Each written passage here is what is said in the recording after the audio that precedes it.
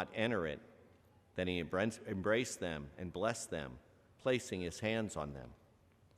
The Gospel of the Lord.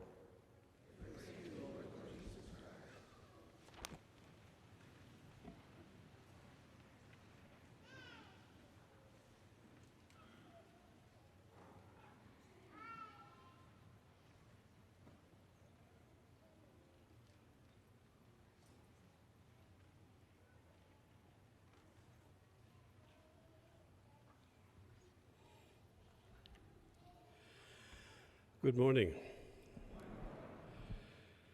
One thing that struck me as I was preparing for this Eucharist is the comment about Jesus going back to, well, what did Moses tell you? And also the invitation that we have in our first reading from Genesis is to reflect upon how we were made and why we were made. In the first chapters of Genesis, we see very clearly that men and women are made in the image and likeness of God, image and likeness of the Trinity. The Trinity is a relationship between Father, Son, and Holy Spirit, where the binding force there is love. And there is a completeness there because of the sharing between Father, Son, and Holy Spirit. That's how we were made. In the second chapter, as we see in our reading today, God is saying, it is not good for this person, this man, to be alone, so I must create a helpmate for him. And then he creates all of these animals, and he brings the animals before him. And I can just imagine Adam going, well, that's kind of nice, but this, it's nice to have a dog or a cat or a cow or whatever, but there's something missing there. So God puts him into a deep sleep, and from Adam creates Adam and Eve.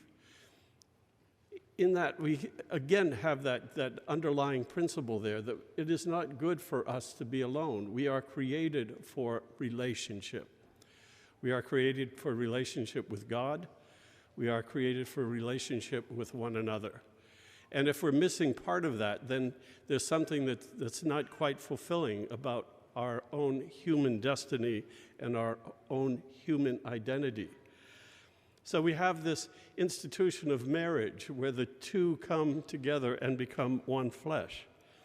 Think of the church weddings that you have been to. Everything seems to make the occasion a celebration that is way beyond the ordinary. Not only do the bride and grooms wear special clothes, but everyone dresses up. There are flower arrangements, perhaps a colorful carpet, the organ is played, there's singing, and even trained musicians. Generally, there follows a reception or a party with dinner, dancing, gaiety, all sorts of things going on. The whole wedding invites joy and emotions beyond the ordinary. Some people, however, will find skeptical thoughts crossing their minds. Isn't it all too optimistic these days? How long is the marriage going to last after all? And we're spending an awful lot of time and energy on it. Better to be realistic and celebrate a little less. Celibate clergy may also feel a little hesitant when having to preach about marriage.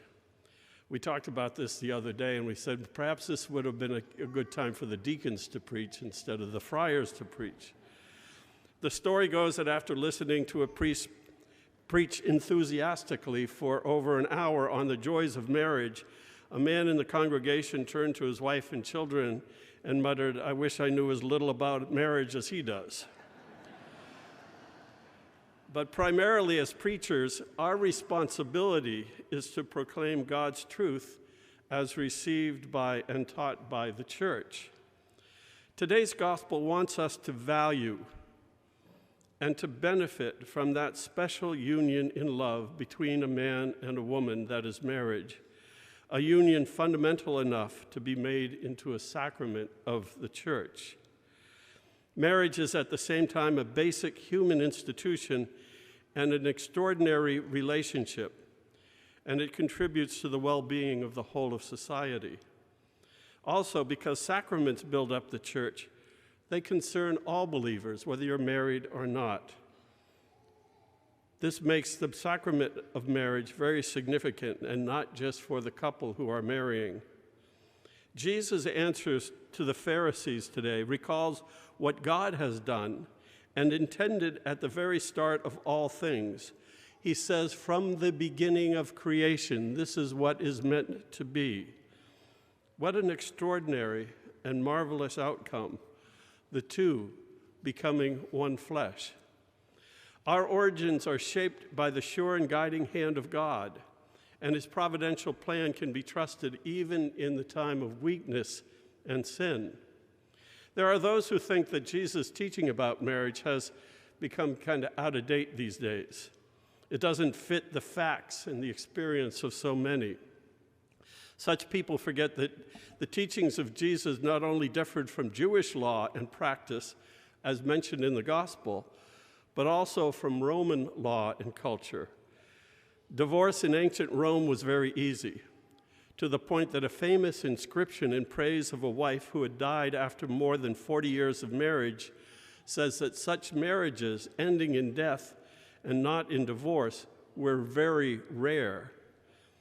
What Jesus taught about divorce and remarriage was countercultural at the start. It did not fit easily at that time he said it, and it probably doesn't fit too easily today. We should not, however, get used to sin and moral weakness, seeing them as our deepest and most natural condition.